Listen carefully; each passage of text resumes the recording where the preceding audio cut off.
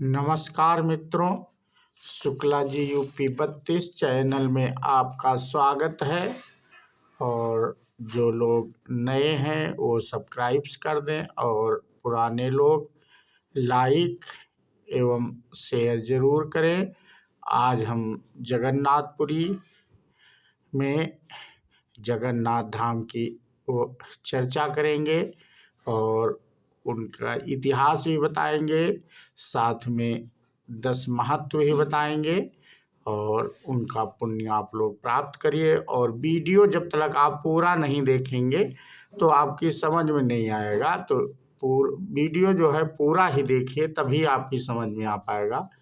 और ये हम कथा शुरू करते हैं।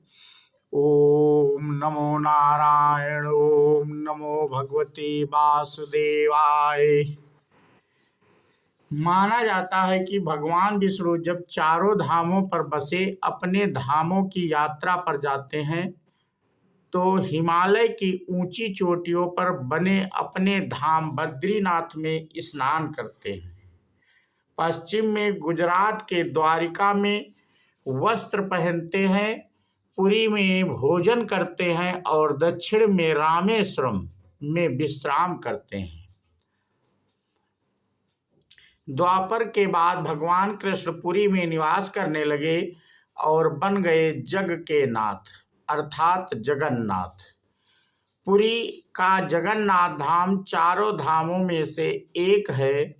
यहाँ भगवान जगन्नाथ बड़े भाई बलभद्र और बहन सुभद्रा के साथ विराजते हैं।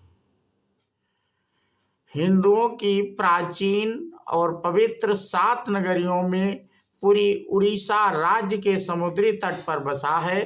जगन्नाथ मंदिर विष्णु के 8वें अवतार श्री कृष्ण को समर्पित है। भारत के पूर्व में बंगाल की खाड़ी के पूर्वी छोर पर बसी पवित्र नगरी पुरी उड़ीसा की राजधानी भुवनेश्वर से थोड़ी दूरी पर है। आज का उड़ीसा प्राचीन काल में उत्कल प्रदेश के नाम से जाना जाता था। यहाँ देश की समृद्ध बंदरगाहें थी, जहाँ जावा, सुमात्रा, इंडोनेशिया, थाईलैंड और अन्य कई देशों का इन्हीं बंदरगाह के रास्ते व्यापार होता था। पुराणों में इसे धरती का वैकुंठ कहा गया है। यह भगवान विष्णु के 4 धामों में से एक है। इसे श्री क्षेत्र, पुरुषोत्तम क्षेत्र, शाक क्षेत्र, नीलांचल क्षेत्र, नीलगिरी और श्री जगन्नाथपुरी भी कहते हैं। यहाँ लक्ष्मीपति विष्णु ने तरह तरह की लीलाएं की थी। ब्रह्मा और स्कंद पुराण के अनुसार यहाँ भगवान विष्णु पुरुषोत्तम नीलमाधव के रूप में अवतरित हुए और सबर जनजाति के पास परम पूज्य देवता बन गए। सबर जनजाति के देवता होने के कारण यहाँ भगवान जगन्नाथ का रूप कबीलाई देवताओं की तरह है। पहले कबीले के लोग अपने देवताओं की मूर्तियों को काष्ठ से बनाते थे। जगन्नाथ मंदिर में सबर जनजाति के पुजारियों के अलावा ब्राह्मण पुजारी भी हैं। ज्येष्ठ पूर्णिमा से आषाढ़ पूर्णिमा तक सबर जाति के दैता पति जगन्नाथ जी की सारी रीतियां करते हैं। पुराण के अनुसार नीलगिरी में पुरुषोत्तम हरि की पूजा की जाती है। पुरुषोत्तम हरि को यहाँ भगवान राम का रूप माना गया है। सबसे प्राचीन मत्स्य पुराण में लिखा है कि पुरुषोत्तम क्षेत्र की देवी विमला हैं और यहाँ उनकी मूर्ति होती है। रामायण के उत्तरखंड के अनुसार भगवान राम ने रावण के भाई विभीषण को अपने इच्छावाक वंश के कुल देवता भगवान जगन्नाथ की आराधना करने को कहा। आज भी पुरी के श्री मंदिर में विभीषण बंदापना की परंपरा कायम है। स्कंद पुराण में पुरी धाम का भौगोलिक वर्णन मिलता है। स्कंद पुराण के अनुसार पुरी के दक्षिणवर्ती शंख की तरह है और यह 5 कोस यानी 16 किलोमीटर क्षेत्र में फैला है। माना जाता है कि इसका लगभग 2 कोस क्षेत्र बंगाल की खाड़ी में डूब चुका है। इसका उदर है समुद्र की सुनहरी रेत, जिसे महोदधि का पवित्र जल धोता रहता है। सिर वाला क्षेत्र पश्चिम दिशा में है, जिसकी रक्षा महादेव करते हैं। शंख के दूसरे घेरे में शिव का दूसरा रूप ब्रह्म कपाल मोचन विराजमान है। माना जाता है कि भगवान ब्रह्मा एक सिर महादेव की हथेली से चिपक गया था और वह यही आकर गिरा था। तभी से यहाँ पर महादेव की ब्रह्म रूप में पूजा करते हैं। शंख के तीसरे व्रत में माँ विमला और नाभि स्थल में भगवान जगन्नाथ रथ सिंहासन पर विराजमान है। मंदिर। इस मंदिर का सबसे पहला प्रमाण महाभारत के वन पर्व से मिलता है। कहा जाता है कि सबसे पहले सबर आदिवासी विश्ववसु ने नीलमाधव के रूप में इनकी पूजा की थी। आज भी पुरी के मंदिरों में कई सेवक हैं जिन्हें दैतापत के नाम से जाना जाता है। राजा इंद्रदयुम्न मालवा का राजा था, जिसके पिता का नाम भारत और माता सुमति था। राजा इंद्रयुम्न को सपने में हुए थे जगन्नाथ के दर्शन। कई ग्रंथों में राजा इंद्रदयुम्न और उनके यज्ञ के बारे में विस्तार से लिखा है। उन्होंने यहाँ कई विशाल यज्ञ किए और एक सरोवर बनवाया। एक रात भगवान विष्णु ने उनको सपने में दर्शन दिए और कहा, नीलांचन पर्वत की एक गुफा में मेरी एक मूर्ति है, उसे नीलमाधव कहते हैं। तुम एक मंदिर बनवाकर उसमें मेरी यह मूर्ति स्थापित कर दो। राजा ने अपने सेवकों को नीलांचल पर्वत की खोज में भेजा। उसमें से एक था ब्राह्मण विद्यापति। विद्यापति ने सुन रखा था कि सबर कबीले के लोग नीलमाधव की पूजा करते हैं और उन्होंने अपने देवता की इस मूर्ति को नीलांचल पर्वत की गुफा में छुपा रखा है।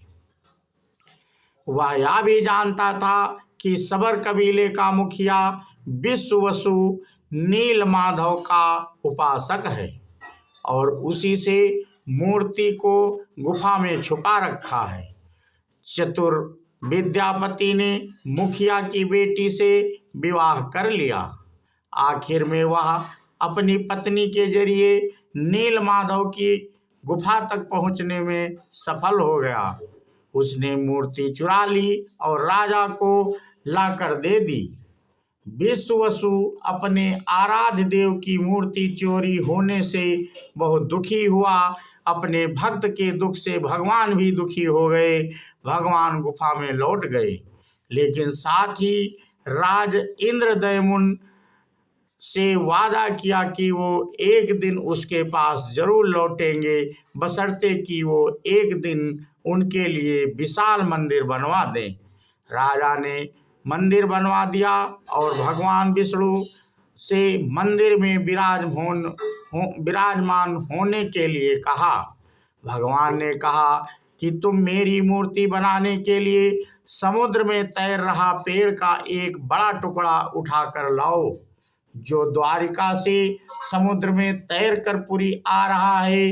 राजा के सेवकों ने उस पेड़ के टुकड़े को तो ढूंढ लिया, लेकिन सब लोग मिलकर भी उस पेड़ को नहीं उठा पाए। तब राजा को समझ आ गया कि नीलमाधव के अनन्य भक्त सबर कबीले के मुखिया विश्ववसु की ही सहायता लेना पड़ेगी। सब उस वक्त हैरान रह गए जब विश्ववसु भारी भरकम लकड़ी को उठाकर मंदिर तक ले आए। अब बारी थी लकड़ी से भगवान की मूर्ति गढ़ने की। राजा के कारीगरों ने लाख कोशिश कर ली, लेकिन कोई भी लकड़ी में एक छेनी तक भी नहीं लगा सका। तब तीनों लोग के कुशल कारीगर भगवान विश्वकर्मा एक बूढ़े व्यक्ति का रूप धारण कर आए।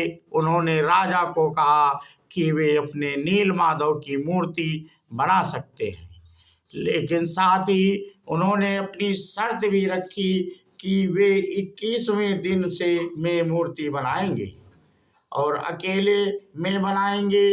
कोई उनको बनाते हुए नहीं देख सकता।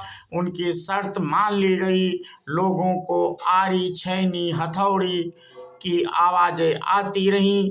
राजा इंद्रयुम्न की रानी गुड़िचा अपने को रोक नहीं पाई। वह दरवाजे के पास गई तो उसे कोई आवाज सुनाई नहीं दी।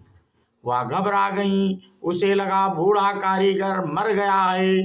उसने राजा को इसकी सूचना दी। अंदर से कोई आवाज सुनाई नहीं दे रही थी, तो राजा को भी ऐसा ही लगा। सभी शर्तों और चेतावनियों को दरकिनार करते हुए राजा ने कमरे का दरवाजा खोलने का आदेश दिया। जैसे ही कमरा खोला गया तो बूढ़ा व्यक्ति गायब था और उसमें 3 अधूरी मूर्तियां मिली। भगवान नीलमाधव और उनके भाई के छोटे छोटे हाथ बने थे, लेकिन उनकी टांगे नहीं, जबकि सुभद्रा के हाथ पांव बनाए ही नहीं गए थे। राजा ने इसे भगवान की इच्छा मानकर इन्हीं अधूरी मूर्तियों को स्थापित कर दिया। तब से लेकर आज तक तीनों भाई बहन इसी रूप में विद्यमान हैं। वर्तमान में जो मंदिर है वह 7वीं सदी में बनवाया गया था। हालांकि इस मंदिर का निर्माण ईसा पूर्व 2 में भी हुआ था। यहाँ स्थित मंदिर 3 बार टूट चुका है।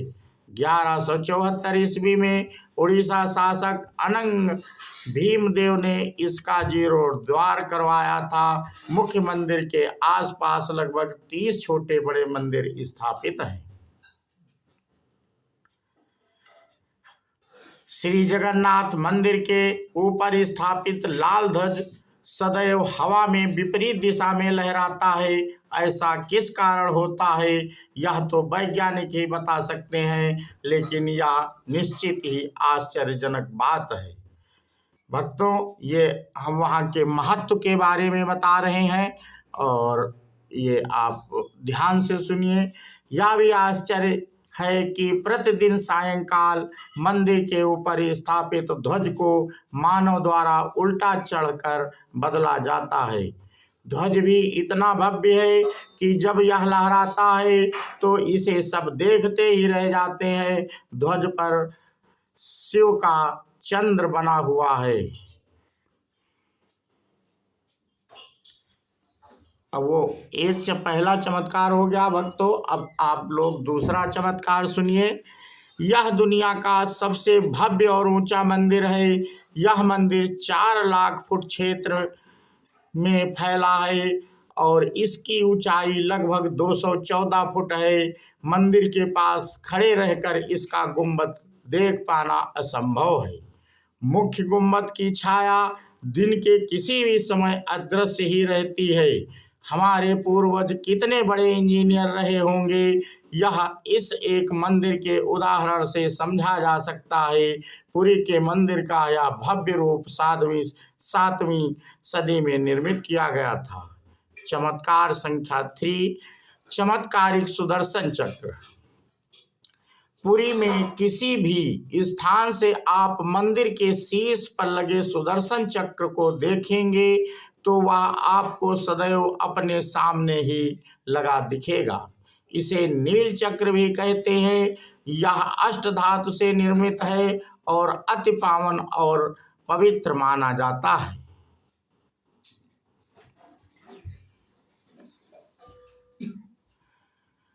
और अगला चमत्कार मित्रों, हवा की दिशा। सामान्य दिनों के समय हवा समुद्र से जमीन की तरफ आती है और शाम के दौरान इसके विपरीत लेकिन पुरी में इसका उल्टा होता है। अधिकतर समुद्री तटों पर तौर पर हवा समुद्र से जमीन की ओर आती है, लेकिन यहाँ से हवा जमीन से समुद्र की ओर जाती है। अगला चमत्कार मित्रों, गुंबद के ऊपर नहीं उड़ते पक्षी। मंदिर के ऊपर गुंबद के आसपास अब तक कोई पक्षी उड़ता हुआ नहीं देखा गया है। इसके ऊपर से विमान नहीं उड़ाया जा सकता है। मंदिर के शिखर के पास पक्षी उड़ते नजर नहीं आते, जबकि देखा गया है कि भारत के अधिकतर मंदिरों के गुंबदों पर पक्षी बैठ जाते हैं या आसपास उड़ते हुए नजर आते हैं। और अगला चमत्कार देखिए, भगवान जगन्नाथ धाम का दुनिया का सबसे बड़ा रसोई घर। 500 रसोइये 300 सहयोगियों के साथ भोजन बनाते हैं। भगवान जगन्नाथ जी का प्रसाद लगभग 20 लाख भक्त कर सकते हैं।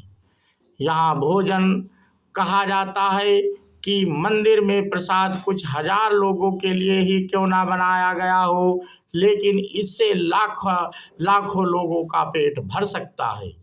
मंदिर के अंदर पकाने के लिए भोजन की मात्रा पूरे वर्ष के लिए रहती है। प्रसाद की एक भी मात्रा कभी भी व्यर्थ नहीं जाती। मंदिर की रसोई में प्रसाद पकाने के लिए 7 बर्तन एक दूसरे पर रखे जाते हैं और सब कुछ लकड़ी पर ही पकाया जाता है। इस प्रक्रिया में शीर्ष बर्तन में सामग्री पहले पकती है, फिर क्रमशः नीचे की तरफ और एक के बाद एक पकती जाती है, अर्थात सबसे ऊपर रखे बर्तन का खाना पहले पक जाता है। ना ये है ना चमत्कार। समुद्र की ध्वनि। अगला चमत्कार सुनिए, जगन्नाथ धाम का। मंदिर के सिंह द्वार में पहला कदम प्रवेश करने पर ही मंदिर के अंदर से आप सागर द्वारा निर्मित किसी ध्वनि को नहीं सुन सकते। आप मंदिर के बाहर से एक ही कदम को पार करें तब आप इसे सुन सकते हैं। इसे शाम को स्पष्ट रूप से अनुभव किया जा सकता है। इसी तरह मंदिर के बाहर स्वर्ग द्वार है, जहां पर मोक्ष प्राप्त के लिए शव जलाए जाते हैं, लेकिन जब आप मंदिर से बाहर निकलेंगे तभी आपको लाशों के जलने की गंध महसूस होगी। अगला चमत्कार देखिए, रूप बदलती मूर्ति। यहाँ श्री कृष्ण को जगन्नाथ कहते हैं। जगन्नाथ के साथ उनके भाई बलभद्र, बलराम और बहन सुभद्रा विराजमान हैं। तीनों की ये मूर्तियाँ काष्ठ की बनी हुई हैं। यहाँ प्रत्येक 12 साल में एक बार होता है। प्रतिमा का नव कलेवर मूर्तियाँ नई जरूर बनाई जाती हैं, लेकिन आकार और रूप वही रहता है। कहा जाता है कि उन मूर्तियों की पूजा नहीं होती, केवल दर्शनार्थ हेतु रखी गई हैं। और अगला नवा हम उन भगवान प्रभु का चमत्कार बताएंगे। आषाढ़ माह में भगवान रथ पर सवार होकर अपनी मौसी रानी गुड़िंचा के घर जाते हैं। यह रथ यात्रा 5 किलोमीटर में फैले पुरुषोत्तम क्षेत्र में ही होती है। रानी गुड़िंचा भगवान जगन्नाथ के परम भक्त राजा इंद्रयुम्न की पत्नी थी, इसलिए रानी को भगवान जगन्नाथ की मौसी कहा जाता है। अपनी मौसी के घर भगवान 8 दिन रहते हैं। आषाढ़ शुक्ल दशमी को वापसी की यात्रा होती है। भगवान जगन्नाथ का रथ नंदी घोष है, देवी सुभद्रा का रथ दर्पलन है और भाई बलभद्र का रथ रजतल ध्वज है। पुरी के गजपति महाराज सोने की झाड़ू बुहारते हैं, जिसे छेरा पैर रन कहते हैं। अगला मित्रों 10वां चमत्कार है, हनुमान जी करते हैं जगन्नाथ की समुद्र से रक्षा। माना जाता है कि 3 बार समुद्र ने जगन्नाथपुरी जी के मंदिर को तोड़ दिया था।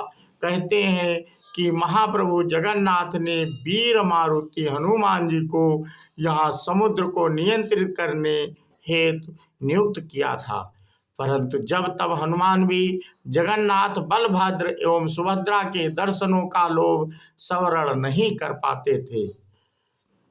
वे प्रभु के दर्शन के लिए नगर में प्रवेश कर जाते थे। ऐसे में समुद्र भी उनके पीछे नगर में प्रवेश कर जाता था। केसरी नंदन हनुमान जी की इस आदत से परेशान होकर जगन्नाथ महाप्रभु ने हनुमान जी को यहाँ स्वर्ण बेड़ी से आबद्ध कर दिया। यहाँ जगन्नाथपुरी में ही सागर तट पर बेदी हनुमान का प्राचीन एवं प्रसिद्ध मंदिर है। भक्त लोग बेड़ी में जकड़े हनुमान जी के दर्शन के लिए आते हैं। महान सिख सम्राट मंदिर के कुछ अज्ञात बातें हैं ये मंदिर से संबंधित, जो हम आपको जानकारी दे रहे हैं मित्रों। महान सिख सम्राट महाराजा रणजीत सिंह ने इस मंदिर को प्रचुर मात्रा में स्वर्ण दान दिया था, जो कि उनके द्वारा स्वर्ण मंदिर अमृत को दिए गए स्वर्ण से कहीं अधिक था। 5 पांडव भी अज्ञातवास के दौरान भगवान जगन्नाथ के दर्शन करने आए थे। श्री मंदिर के अंदर पांडवों का स्थान अब भी मौजूद है। भगवान जगन्नाथ जब चंदन यात्रा करते हैं तो 5 पांडव उनके साथ नरेंद्र सरोवर जाते हैं। कहते हैं कि ईसा मसीह सिल्क रूट से होते हुए जब कश्मीर आए थे, तब पुनः बेथलेहम जाते वक्त उन्होंने भगवान जगन्नाथ के दर्शन किए थे। 9वीं शताब्दी में आदि शंकराचार्य ने यहाँ की यात्रा की थी और यहाँ पर उन्होंने 4 मठों में से एक गोवर्धन मठ की स्थापना की थी। इस मंदिर में गैर भारतीय धर्म के लोगों का प्रवेश प्रतिबंधित है। माना जाता है कि ये प्रतिबंध कई विदेशियों द्वारा मंदिर और निकटवर्ती क्षेत्रों में घुसपैठ और हमलों के कारण लगाए गए हैं। पूर्व में मंदिर को क्षति पहुंचाने के प्रयास किए जाते रहे हैं। मित्रों, अब भगवान जगन्नाथ के बारे में और हम आपको बताएंगे।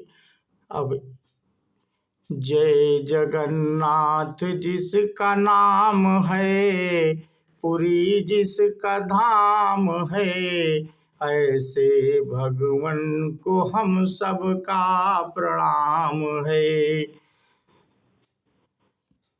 और अगली है, जगन्नाथ स्वामी की ज्योति से नूर मिलता है, सबके दिलों को सुरूर मिलता है।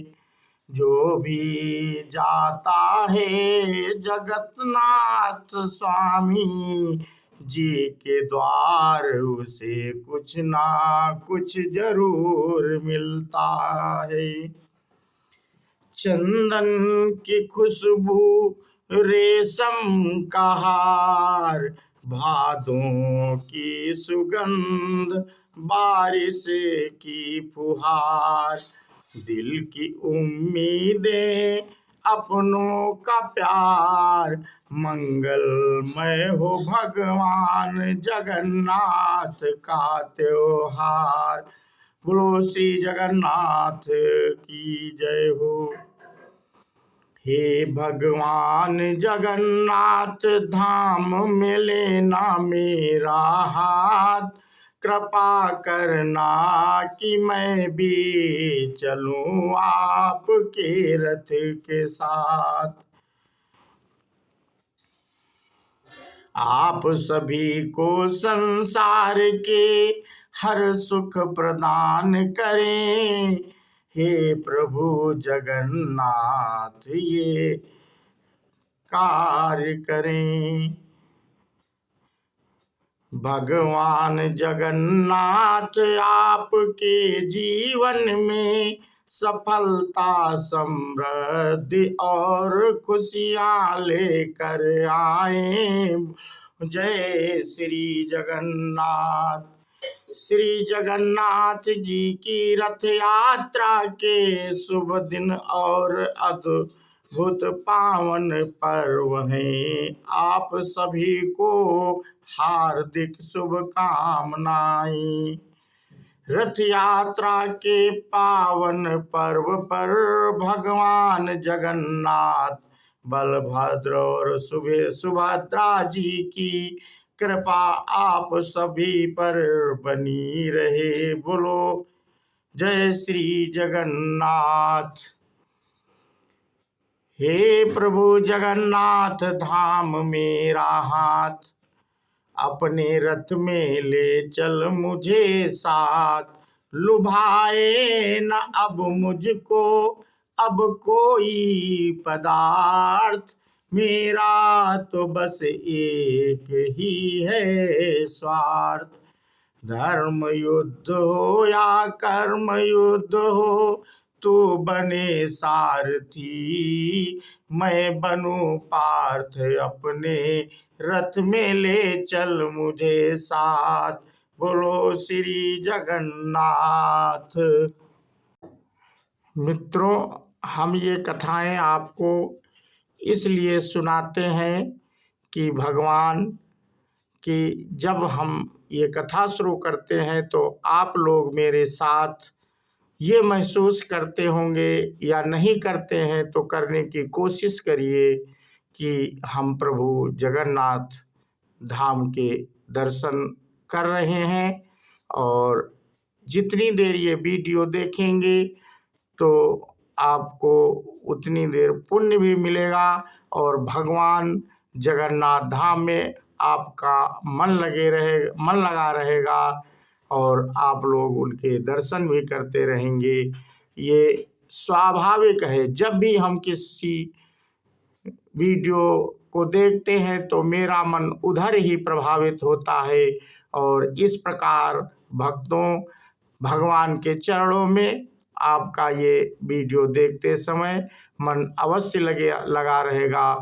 और जितना ही आप लोग भगवान की तरफ जुड़ाव लेते रहेंगे, आपके जीवन में सुख, समृद्धि और रोगों से मुक्ति आदि चीज़ें मिलती रहेंगी। इसलिए भक्तों, कभी भी भगवान की चर्चा होती हो, कहीं भी चर्चा होती हो और ना होती हो तो अपनी तरफ से जो ज्ञान हो उस प्रसंग को आप लोग उठाएं, जिससे आपके ज्ञान में भी बढ़ोतरी होगी और प्रभु की तरफ जुड़ाव भी आपका बढ़ेगा। और आपका जितना ही जुड़ाव बढ़ेगा प्रभु आपका उतना ही कल्याण करेंगे और आपके पास कोई संकट भी नहीं भटक सकता है। मित्रों, जो भगवान पे अटल विश्वास रखते हैं उनका कोई कुछ नहीं कर सकता है। हाँ, ये है कुछ समस्याएं आती हैं, आपको लगता होगा कि ये समस्या कैसे दूर होगी, लेकिन आप मन में दृढ़ संकल्प प्रभु का कर लीजिए और देखिए प्रभु अपनी चुटकियाँ बजाते ही आपके सारे संकटों को दूर कर दें। लेकिन प्रभु पे आपको अटल विश्वास करना होगा। और बोलो सिया जगन्नाथ धाम बाबा की जय हो।